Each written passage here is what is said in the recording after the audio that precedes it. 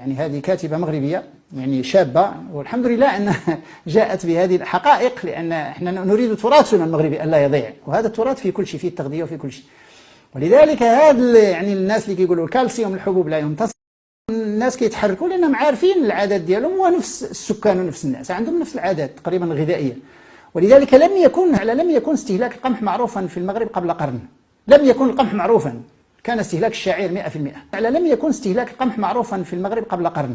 لم يكن القمح معروفا، كان استهلاك الشعير 100%. لم يكن استهلاك القمح معروفا في المغرب قبل قرن.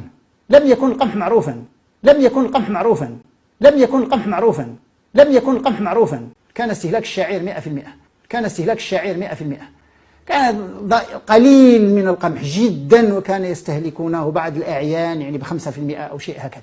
هذه الحقائق لأن احنا نريد تراث. هذه الحقائق لأن احنا نريد تراث. هذه الحقائق لأن احنا نريد تراث.